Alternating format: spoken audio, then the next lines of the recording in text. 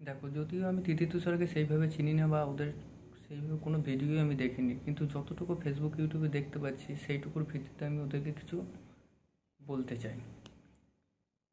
দেখো, প্রথমত তুমি যখন কোনো তোমার ডেলি অ্যাক্টিভিটির কোনো ভিডিও যদি তুমি সোশ্যাল মিডিয়ায় ছাড়ো, তোমাকে প্রথমত এটা মাথায় রাখতে হবে যে এটা বহুজন দেখবে, লাখে লাখে মানুষ দেখবে। তোমাকে সেটা সেইভাবেই ছাড়তে হবে।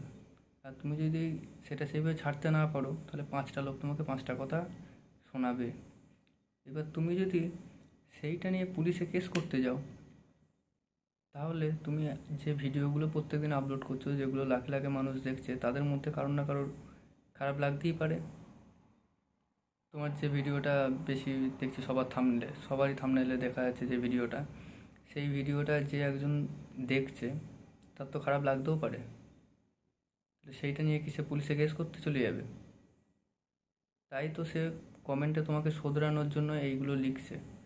তারপরেও তোমরা তো থামবে না, কারণ তোমরা তো এটাই এটা থেকে তোমরা মোটিভেট হচ্ছ যে আরও দুটো খারাপ খারাপ কমেন্ট করুক, ভিডিও ভাইরাল যা, কন্ট্রোভার্সি হোক, তাতে উন্নতি।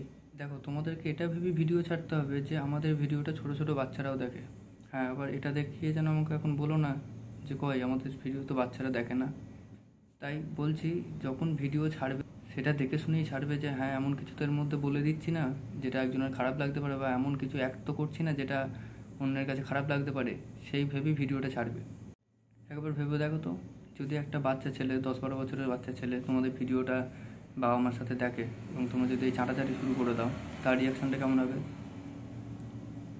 তুমিও তো রিয়েক্ট করতে পারবে। ছোটোবেলায় যখন খবরের চ্যানেল দেখতে দেখতে হঠাৎ করে কন্ডোমের অ্যাড চলে আসে, তখন কীরকম লাগতো নিজেকে? সবই তো জানতে সেই বয়সে তোমরাও। তাহলে এটা ভেবেই তোমাদেরকে ভিডিও ছাড়তে হবে যে আমার ভিডিও দেখে আর একজনের খারাপ লাগতেই পারে। সেইটা নিয়ে তুমি কেস করতে চলে যাবে।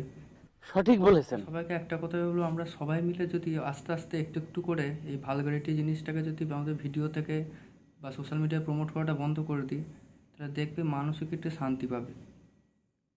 সেই পুরনো ফেসবুক, ইউটিউব, ইনস্টাগ্রামটা ফিরে পেলে দেখবে মানসিক একটা শান্তি পাবে। আর না হলে এটার